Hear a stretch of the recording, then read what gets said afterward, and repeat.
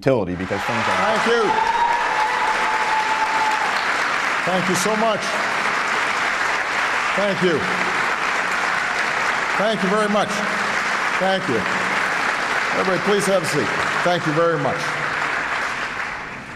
I apologize for the slight delay. Even presidents have problems with toner.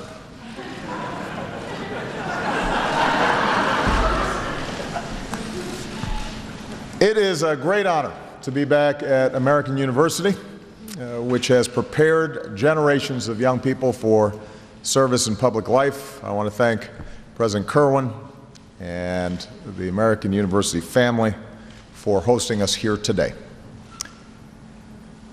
52 years ago, President Kennedy, at the height of the Cold War, addressed this same university on the subject of peace. The Berlin Wall had just been built. The Soviet Union had tested the most powerful weapons ever developed. China was on the verge of acquiring a nuclear bomb. Less than 20 years after the end of World War II, the prospect of nuclear war was all too real. With all of the threats that we face today, it's hard to appreciate how much more dangerous the world was at that time.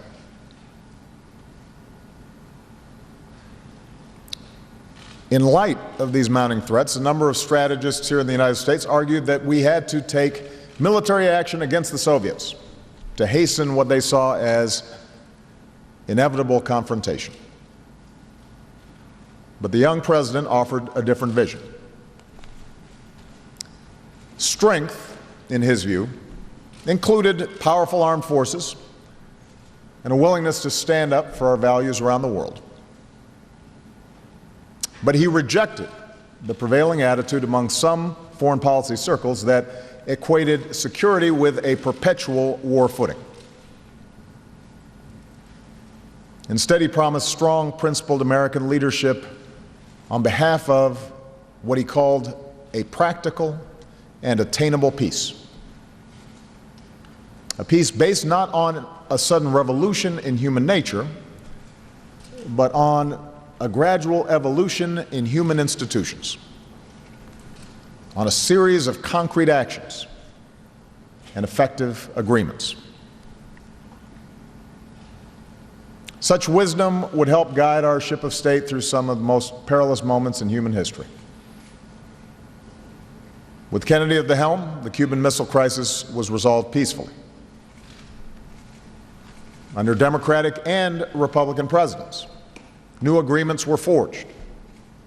A non-proliferation treaty that prohibited nations from acquiring nuclear weapons while allowing them to access peaceful nuclear energy. The SALT and START treaties, which bound the United States and the Soviet Union to cooperation on arms control. Not every conflict was averted, but the world avoided nuclear catastrophe, and we created the time and the space to win the Cold War without firing a shot at the Soviets. The agreement now reached between the international community and the Islamic Republic of Iran builds on this tradition of strong, principled diplomacy. After 2 years of negotiations, we have achieved a detailed arrangement that permanently prohibits Iran from obtaining a nuclear weapon. It cuts off all of Iran's pathways to a bomb. It contains the most comprehensive inspection and verification regime ever negotiated to monitor a nuclear program. As was true in previous treaties, it does not resolve all problems. It certainly doesn't resolve all our problems with Iran. It does not ensure a warming between our two countries. But it achieves one of our most critical security objectives. As such, it is a very good deal. Today, I want to speak to you about this deal and the most consequential foreign policy debate that our country has had since the invasion of Iraq. As Congress decides whether to support this historic diplomatic breakthrough or instead blocks it over the objection of the vast majority of the world. Between now and the congressional vote in September, you are going to hear a lot of arguments against this deal, backed by tens of millions of dollars in advertising. And if the rhetoric in these ads and the accompanying commentary sounds familiar, it should. For many of the same people who argued for the war in Iraq are now making the case against the Iran nuclear deal. Now, when I ran for president 8 years ago as a candidate who had opposed the decision to go to war in Iraq, I said that America didn't just have to end that war. We had to end the mindset that got us there in the first place. It was a mindset characterized by a preference for military action over diplomacy. A mindset that put a premium on unilateral U.S. action over the painstaking work of building international consensus. A mindset that exaggerated threats beyond what the intelligence supported.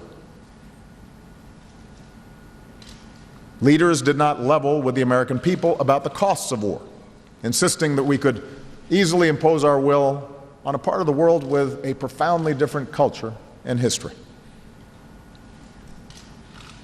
And of course, those calling for war labeled themselves strong and decisive, while dismissing those who disagreed as weak,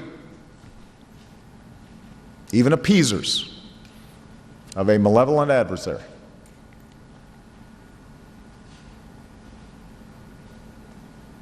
More than a decade later, we still live with the consequences of the decision to invade Iraq. Our troops achieved every mission they were given, but thousands of lives were lost, tens of thousands wounded. That doesn't count the lives lost among Iraqis. Nearly $1 trillion was spent. Today, Iraq remains gripped by sectarian conflict, and the emergence of al-Qaeda in Iraq has now evolved into ISIL. And ironically, the single greatest beneficiary in the region of that war was the Islamic Republic of Iran, which saw its strategic position strengthened by the removal of its long-standing enemy, Saddam Hussein. I raise this recent history because now more than ever, we need clear thinking in our foreign policy. And I raise this history because it bears directly on how we respond to the Iranian nuclear program. That program has been around for decades, dating back to the Shah's efforts, with U.S. support, in the 1960s and 70s to develop nuclear power. The theocracy that overthrew the Shah accelerated the program after the Iran-Iraq War in the 1980s, a war in which Saddam Hussein used chemical weapons to brutal effect. And Iran's nuclear program advanced steadily through the 1990s, despite unilateral U.S. sanctions. When the Bush administration took office, Iran had no centrifuges, the machines necessary to produce material for a bomb, that were spinning to enrich uranium. But despite repeated warnings from the United States government, by the time I took office, Iran had installed several thousand centrifuges and showed no inclination to slow, much less halt, its program. Among U.S. policymakers, there's never been disagreement on the danger posed by an Iranian nuclear bomb. Democrats and Republicans alike have recognized that it would spark an arms race in the world's most unstable region and turn every crisis into a potential nuclear showdown. It would embolden terrorist groups like Hezbollah and pose an unacceptable risk to Israel, which Iranian leaders have repeatedly threatened to destroy. More broadly, it could unravel the global commitment to nonproliferation that the world has done so much to defend. The question then is not whether to prevent Iran from obtaining a nuclear weapon, but how. Even before taking office, I made clear that Iran would not be allowed to acquire a nuclear weapon on my watch. And it's been my policy throughout my presidency to keep all options, including possible military options, on the table to achieve that objective.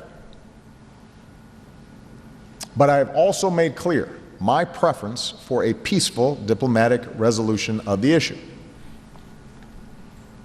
Not just because of the costs of war, but also because a negotiated agreement offered a more effective, verifiable, and durable resolution.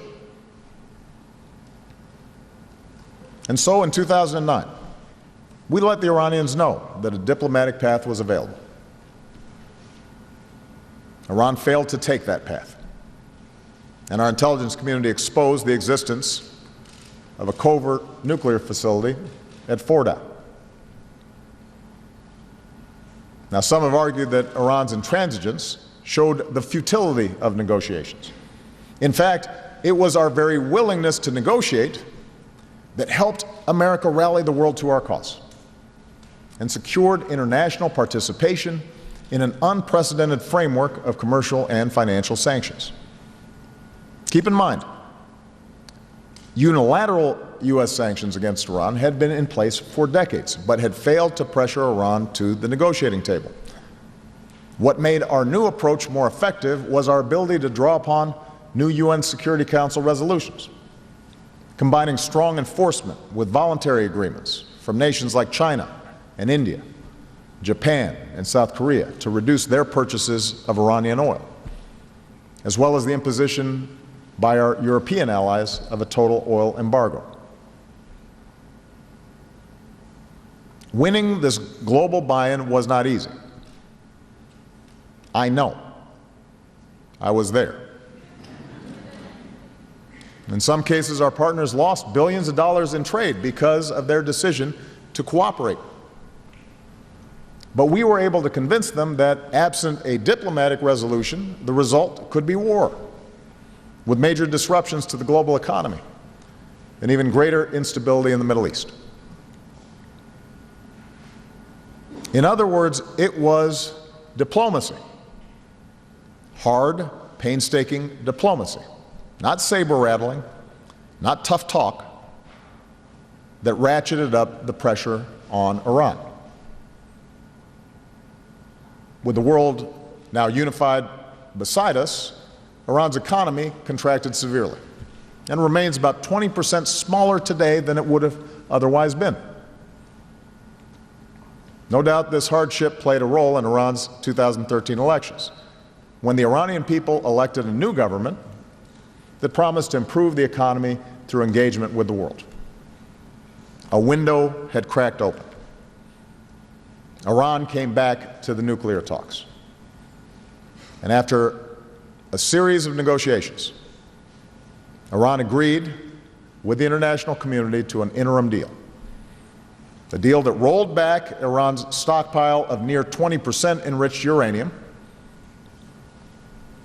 and froze the progress of its program so that the P5+1, the United States, China, Russia, the United Kingdom, Germany, France, and the European Union, could negotiate a comprehensive deal without the fear that Iran might be stalling for time. Now, let me pause here just to remind everybody that when the interim deal was announced, critics, the same critics we're hearing from now, called it a historic mistake. They insisted Iran would ignore its obligations. They warned that sanctions would unravel. They warned that Iran would receive a windfall to support terrorism. The critics were wrong. The progress of Iran's nuclear program was halted for the first time in a decade. Its stockpile of dangerous materials was reduced. The deployment of its advanced centrifuges was stopped. Inspections did increase. There was no flood of money into Iran, and the architecture of the international sanctions remained in place. In fact, the interim deal worked so well that the same people who criticized it so fiercely now cite it as an excuse not to support the broader accord. Think about that. What was once proclaimed as a historic mistake is now held up as a success and a reason to not sign the comprehensive deal. So keep that in mind when you assess the credibility of the arguments being made against diplomacy today.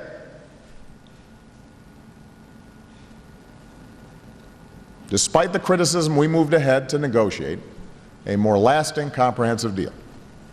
Our diplomats, led by Secretary of State John Kerry, kept our coalition united. Our nuclear experts, including one of the best in the world, Secretary of Energy Ernie Moniz, worked tirelessly on the technical details. In July, we reached a comprehensive plan of action that meets our objectives. Under its terms, Iran is never allowed to build a nuclear weapon. And while Iran, like any party to the Nuclear Non-Proliferation Treaty, is allowed to access peaceful nuclear energy, the agreement strictly defines the manner in which its nuclear program can proceed, ensuring that all pathways to a bomb are cut off. Here's how. Under this deal, Iran cannot acquire the plutonium needed for a bomb.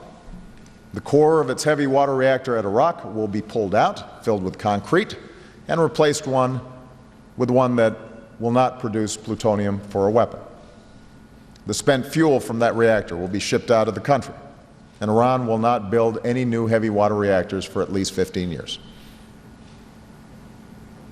Iran will also not be able to acquire the enriched uranium that could be used for a bomb. As soon as this deal is implemented, Iran will remove 2/3 of its centrifuges.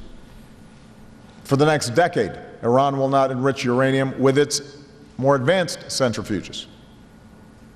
Iran will not enrich uranium at the previously undisclosed Fordow facility, which is buried deep underground, for at least 15 years. Iran will get rid of 98% of its stockpile of enriched uranium, which is currently enough for up to 10 nuclear bombs, for the next 15 years. Even after those 15 years have passed, Iran will never have the right to use a peaceful program as cover to pursue a weapon. And in fact, this deal shuts off the type of covert path Iran pursued in the past. There will be 24/7 monitoring of Iran's key nuclear facilities. For decades, inspectors will have access to Iran's entire nuclear supply chain, from the uranium mines and mills where they get raw materials to the centrifuge production facilities where they make machines to enrich it. And understand why this is so important. For Iran to cheat, it has to build a lot more than just one building or covert facility like Fordow. It would need a secret source for every single aspect of its program. No nation in history has been able to pull off such subterfuge when subjected to such rigorous inspections. And under the terms of the deal, inspectors will have the permanent ability to inspect any suspicious sites in Iran. And finally, Iran has powerful incentives to keep its commitments. Before getting sanctions relief, Iran has to take significant concrete steps, like removing centrifuges and getting rid of its stockpiles. If Iran violates the agreement over the next decade, all of the sanctions can snap back into place. We won't need the support of other members of the UN Security Council. America can trigger snapback on our own. On the other hand, if Iran abides by the deal and its economy begins to reintegrate with the world, the incentive to avoid snapback will only grow.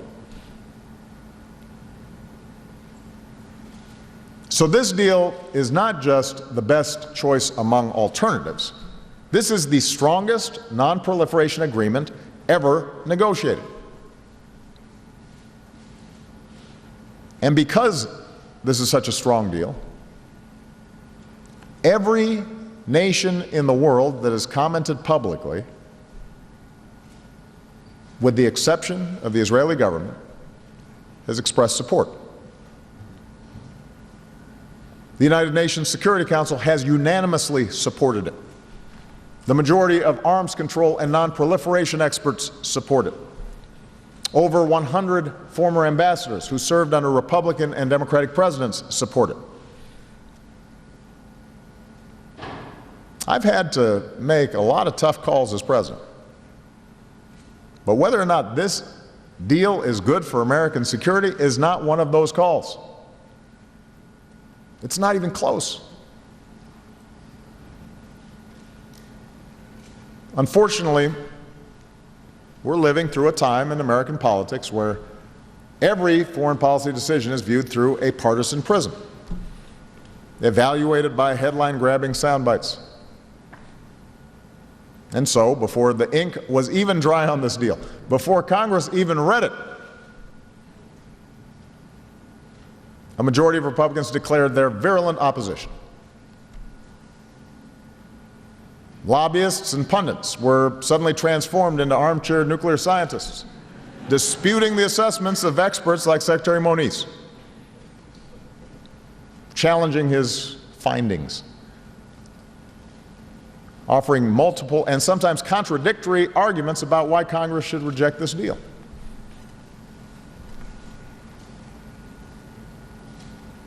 But if you repeat these arguments long enough,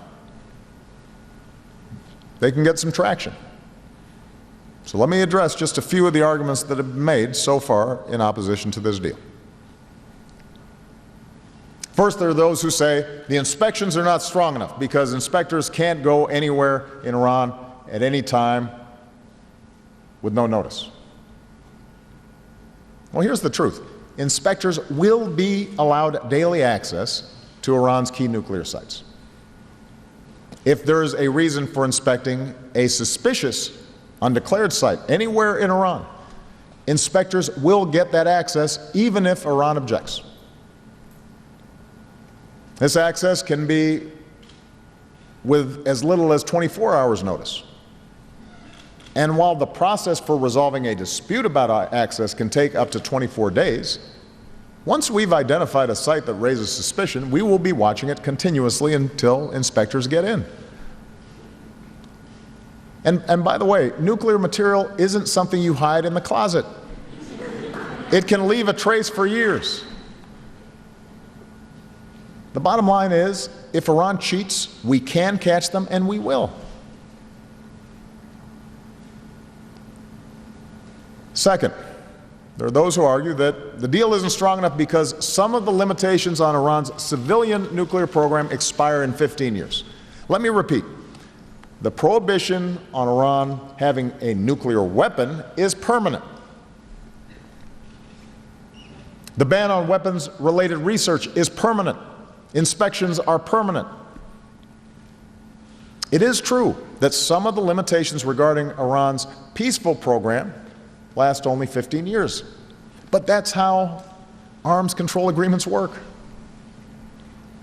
The first SALT treaty with the Soviet Union lasted 5 years. The first START treaty lasted 15 years. And in our current situation, if 15 or 20 years from now Iran tries to build a bomb, this deal ensures that the United States will have better tools to detect it, a stronger basis under international law to respond, and the same options available to stop a weapons program as we have today, including, if necessary, military options. On the other hand, without this deal, the scenarios that critics warn about happening in 15 years could happen 6 months from now.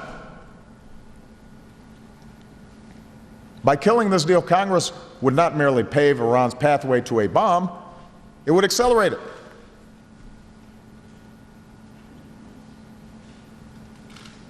Third, a number of critics say the deal isn't worth it because Iran will get billions of dollars in sanctions relief. Now, let's be clear. The international sanctions were put in place precisely to get Iran to agree to constraints on its program. That's the point of sanctions. Any negotiated agreement with Iran would involve sanctions relief. So an argument against sanctions relief is effectively an argument against any diplomatic resolution of this issue. It is true that if Iran lives up to its commitments, it will gain access to roughly $56 billion of its own money, revenue frozen overseas by other countries. But the notion that this will be a game changer, with all this money funneled into Iran's pernicious activities, misses the reality of Iran's current situation. Partly because of our sanctions, the Iranian government has over $500 billion in urgent requirements, from funding pensions and salaries to paying for crumbling infrastructure. Iran's leaders have raised the expectations of their people that sanctions relief will improve their lives. Even a repressive regime like Iran's cannot completely ignore those expectations. And that's why our best analysts expect the bulk of this revenue to go into spending that improves the economy and benefits the lives of the Iranian people. Now, this is not to say that sanctions relief will provide no benefit to Iran's military. Let's stipulate that some of that money will flow to activities that we object to. We have no illusions about the Iranian government or the significance of the Revolutionary Guard and the Quds Force. Iran supports terrorist organizations like Hezbollah. It supports proxy groups that threaten our interests and the interests of our allies, including proxy groups who killed our troops in Iraq. They try to destabilize our Gulf partners. But Iran has been engaged in these activities for decades. They engaged in them before sanctions and while sanctions were in place. In fact, Iran even engaged in these activities in the middle of the Iran-Iraq War, a war that cost them nearly 1 million lives and hundreds of billions of dollars. The truth is that Iran has always found a way to fund these efforts. And whatever benefit Iran may claim from sanctions relief pales in comparison to the danger it could pose with a nuclear weapon.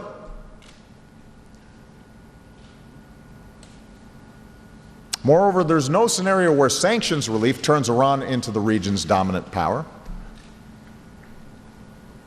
Iran's defense budget is 8 times smaller than the combined budget of our Gulf allies.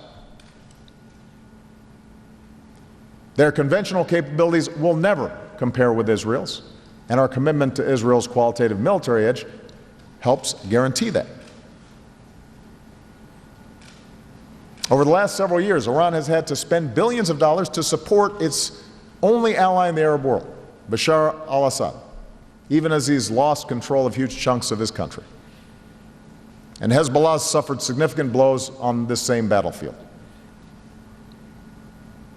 And Iran, like the rest of the region, is being forced to respond to the threat of ISIL in Iraq. So, contrary to the alarmists who claim that Iran is on the brink of taking over the Middle East or even the world, Iran will remain a regional power with its own set of challenges. The ruling regime is dangerous and it is repressive. We will continue to have sanctions in place on Iran's support for terrorism and violation of human rights. We will continue to insist upon the release of Americans detained unjustly. We will have a lot of differences with the Iranian regime. But if we're serious about confronting Iran's destabilizing activities, it is hard to imagine a worse approach than blocking this deal. Instead, we need to check the behavior that we're concerned about directly by helping our allies in the region strengthen their own capabilities to counter a cyber attack or a ballistic missile, by improving the interdiction of weapons shipments that go to groups like Hezbollah, by training our allies' special forces so that they can more effectively respond to situations like Yemen. All these capabilities will make a difference. We will be in a stronger position to implement them with this deal. And by the way, such a strategy also helps us effectively confront the immediate and lethal threat posed by ISIL.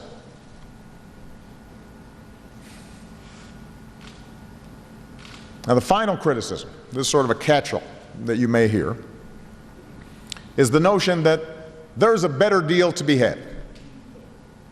We should get a better deal. That's repeated over and over again.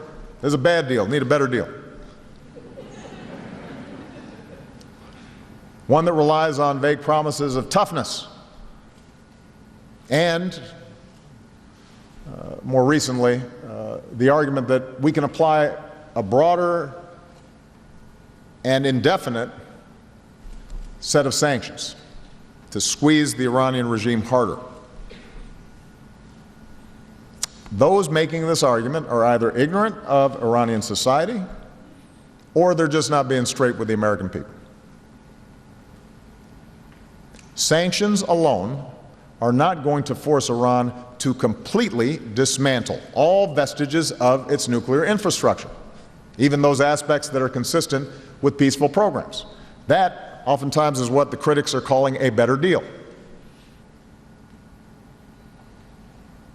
Neither the Iranian government or the Iranian opposition or the Iranian people would agree to what they would view as a total surrender of their sovereignty.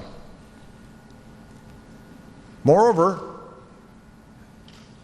our closest allies in Europe or in Asia, much less China or Russia, certainly are not going to agree to enforce existing sanctions for another 5, 10, 15 years according to the dictates of the U.S. Congress.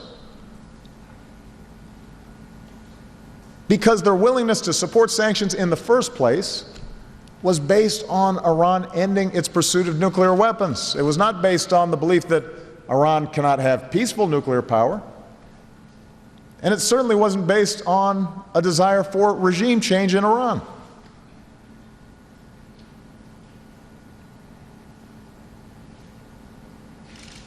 As a result, those who say we can just walk away from this deal and maintain sanctions are selling a fantasy.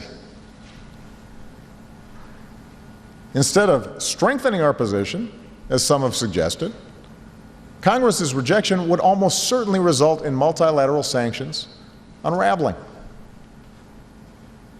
If, as has also been suggested, we tried to maintain unilateral sanctions, beefing them up, we would be standing alone. We cannot dictate the foreign, economic, and energy policies of every major power in the world.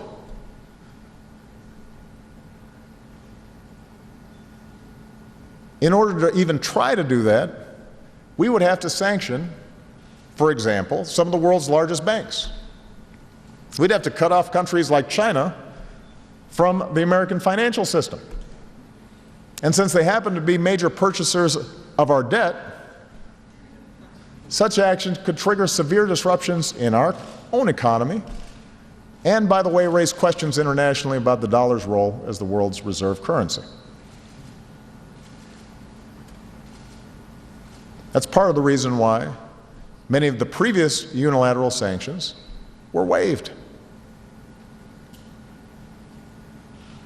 What's more likely to happen, should Congress reject this deal, is that Iran would end up with some form of sanctions relief without having to accept any of the constraints or inspections required by this deal.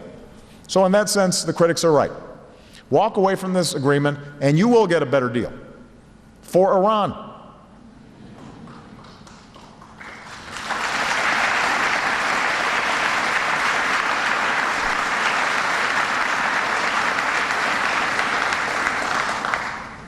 Now, because more sanctions won't produce the results that the critics want, we have to be honest.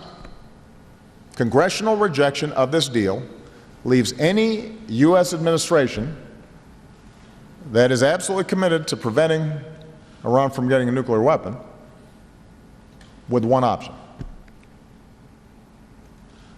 another war in the Middle East. I say this not to be provocative. I am stating a fact. Without this deal, Iran will be in a position, however tough our rhetoric may be, to steadily advance its capabilities. Its breakout time, which is already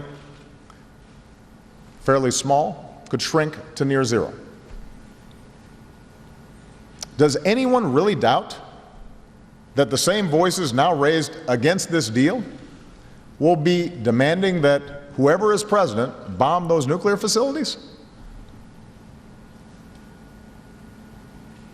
And as someone who does firmly believe that Iran must not get a nuclear weapon, and who has wrestled with this issue since the beginning of my presidency, I can tell you that alternatives to military action will have been exhausted once we reject a hard-won diplomatic solution that the world almost unanimously supports. So let's not mince words. The choice we face is ultimately between diplomacy or some form of war. Maybe not tomorrow, maybe not 3 months from now, but soon. And here's the irony. As I said before, military action would be far less effective than this deal in preventing Iran from obtaining a nuclear weapon. That's not just my supposition. Every estimate, including those from Israeli analysts, suggest military action would only set back Iran's program by a few years at best, which is a fraction of the limitations imposed by this deal. It would likely guarantee that inspectors are kicked out of Iran. It is probable that it would drive Iran's program deeper underground. It would certainly destroy the international unity that we've spent so many years building.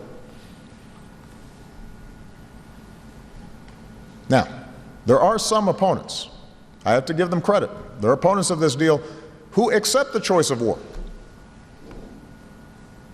In fact, they argue that surgical strikes against Iran's facilities will be quick and painless. But if we've learned anything from the last decade, it's that wars in general and wars in the Middle East in particular are anything but simple.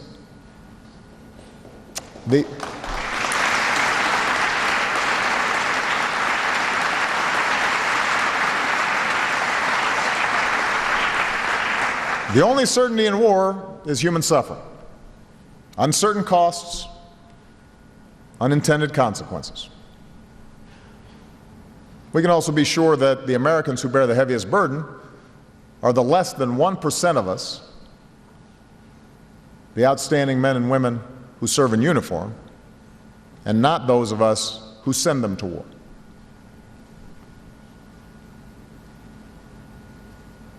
As Commander-in-Chief, I have not shied away from using force when necessary. I have ordered tens of thousands of young Americans into combat. I've sat by their bedside sometimes when they come home. I've ordered military action in 7 countries. There are times when force is necessary. And if Iran does not abide by this deal, it's possible that we don't have an alternative. But how can we, in good conscience, justify war before we've tested a diplomatic agreement that achieves our objectives, that has been agreed to by Iran, that is supported by the rest of the world, and that preserves our options if the deal falls short? How could we justify that to our troops? How could we justify that to the world or to future generations?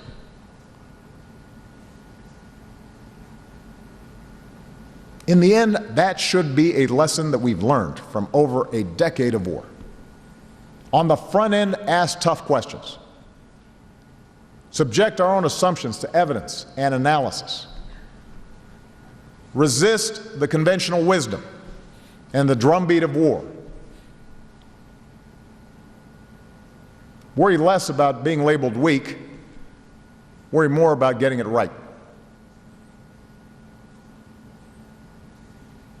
I recognize that resorting to force may be tempting in the face of the rhetoric and behavior that emanates from parts of Iran. It is offensive.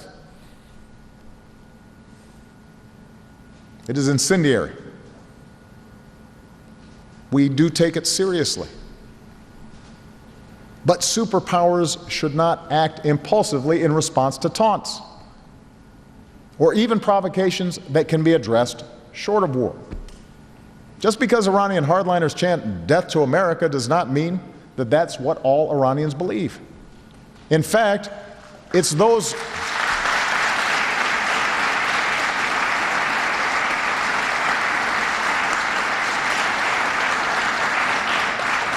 hardliners who are most comfortable with the status quo. It's those hardliners chanting "death to America" who've been most opposed to the deal. They're making common cause with the Republican caucus.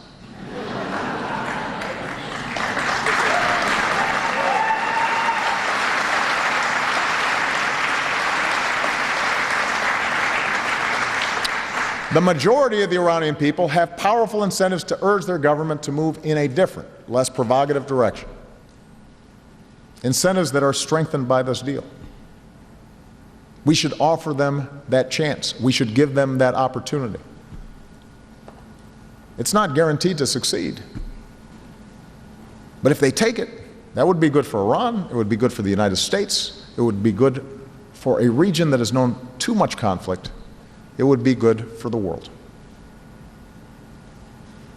And if Iran does not move in that direction, if Iran violates this deal, we will have ample ability to respond. You know, the agreements pursued by Kennedy and Reagan with the Soviet Union, those agreements, those treaties involved America accepting significant constraints on our arsenal. As such, they were riskier. This agreement involves no such constraints. The defense budget of the United States is more than $600 billion. To repeat, Iran's is about $15 billion. Our military remains the ultimate backstop to any security agreement that we make. I have stated that Iran will never be allowed to obtain a nuclear weapon. I have done what is necessary to make sure our military options are real. And I have no doubt that any president who follows me will take the same position.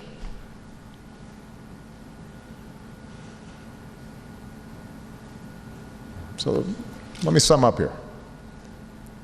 When we carefully examine the arguments against this deal, none of them stand up to scrutiny. That may be why the rhetoric on the other side is so strident. I suppose some of it can be ascribed to knee-jerk partisanship that has become all too familiar.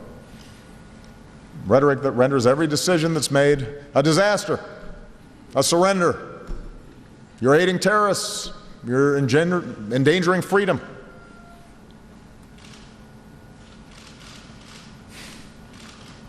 On the other hand, I do think it's important to acknowledge another more understandable motivation behind the opposition to this deal, or at least skepticism to this deal. And that is a sincere affinity for our friend and ally Israel. An affinity that, as someone who has been a stalwart friend to Israel throughout my career, I deeply share. When the Israeli government is opposed to something, people in the United States take notice. And they should. No one can blame Israelis for having a deep skepticism about any dealings with a government like Iran's. which includes leaders who've denied the Holocaust, embrace an ideology of anti-Semitism,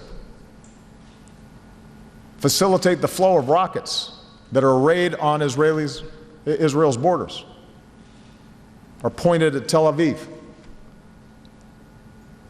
In such a dangerous neighborhood, Israel has to be vigilant, and it rightly insists that it cannot depend on any other country, even its great friend the United States, for its own security. So we have to take seriously concerns in Israel. But the fact is, partly due to American military and intelligence assistance, which my administration has provided at unprecedented levels, Israel can defend itself against any conventional danger, whether from Iran directly or from its proxies. On the other hand, a nuclear-armed Iran changes that equation.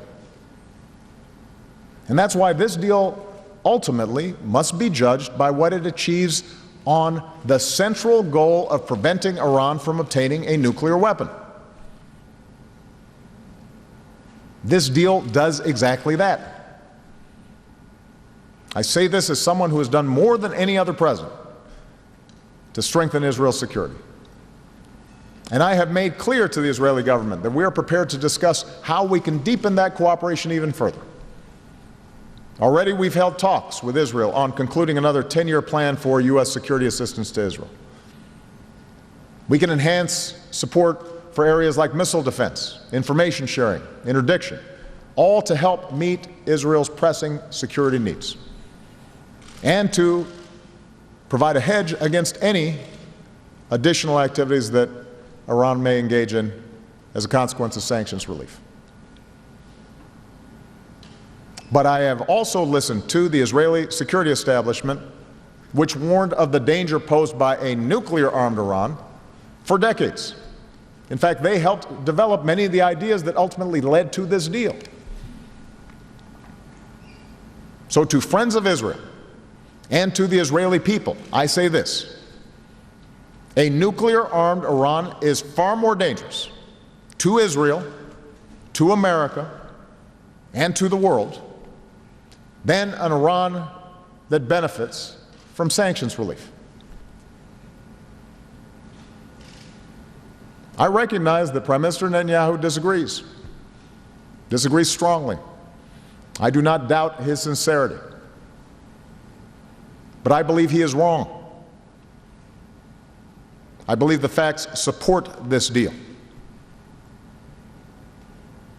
I believe they are in America's interest and Israel's interest.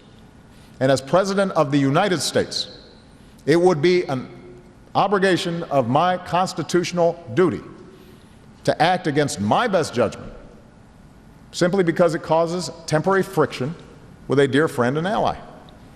I do not believe that would be the right thing to do for the United States.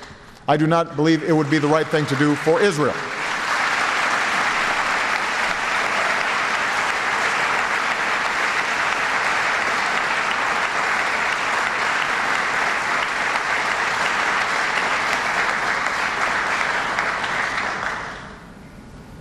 Over the last couple of weeks, I have repeatedly challenged anyone opposed to this deal to put forward a better, plausible alternative.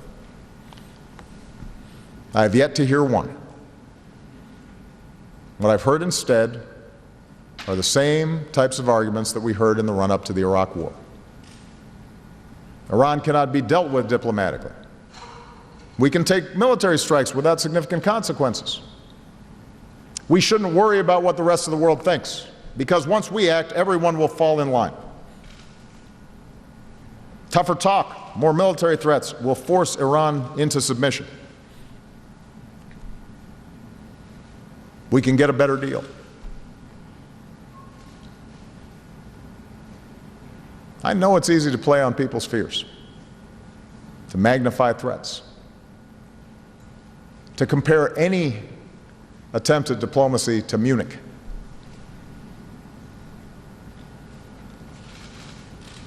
But none of these arguments hold up. They didn't back in 2002 and 2003. They shouldn't now.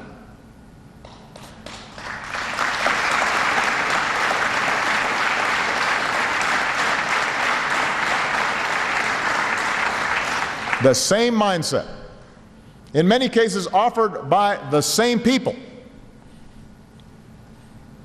who seem to have no compunction with being repeatedly wrong,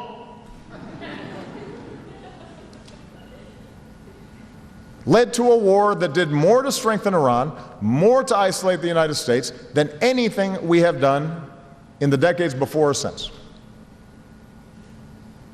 It's a mindset out of step with the traditions of American foreign policy, where we exhaust diplomacy before war and debate matters of war and peace in the cold light of truth.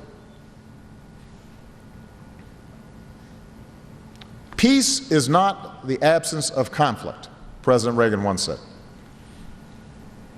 It is the ability to cope with conflict by peaceful means.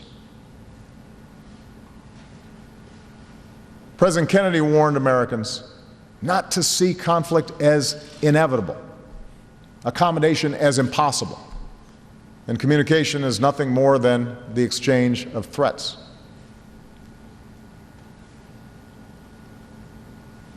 It is time to apply such wisdom. The deal before us doesn't bet on Iran changing. It doesn't require trust. It verifies and requires Iran to forsake a nuclear weapon. Just as we struck agreements with the Soviet Union at a time when they were threatening our allies, arming proxies against us, proclaiming their commitment to destroy our way of life, and had nuclear weapons pointed at all of our major cities, a genuine existential threat.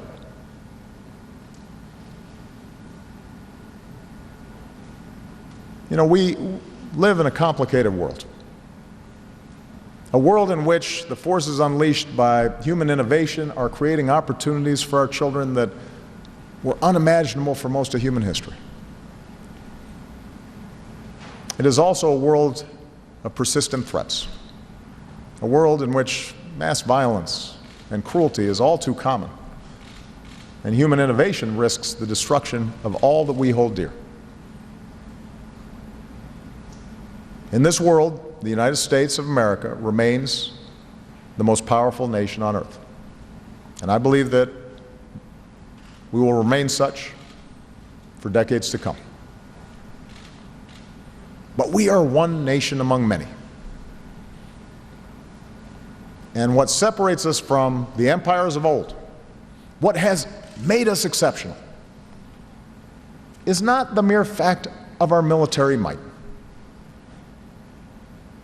Since World War II, the deadliest war in human history, we have used our power to try to bind nations together in a system of international law. We have led an evolution of those human institutions President Kennedy spoke about to prevent the spread of deadly weapons, to uphold peace and security, and promote human progress. We now have the opportunity to build on that progress. We've built a coalition and held it together through sanctions and negotiations. And now we have before us a solution that prevents Iran from obtaining a nuclear weapon without resorting to war. As Americans, we should be proud of this achievement. And as members of Congress reflect on their pending decision, I urge them to set aside political concerns, shut out the noise, consider the stakes involved with the vote that you will cast. If Congress kills this deal, we will lose more than just constraints on Iran's nuclear program or the sanctions we have painstakingly built. We will have lost something more precious: America's credibility as a leader of diplomacy. America's credibility as the anchor of the international system. John F. Kennedy cautioned here more than 50 years ago at this university that the pursuit of peace is not as dramatic as the pursuit of war. But it's so very important. It is surely the pursuit of peace that is most needed in this world so full of strife. My fellow Americans, contact your representatives in Congress. Remind them of who we are. Remind them of what is best in us and what we stand for, so that we can leave behind a world that is more secure and more peaceful for our children.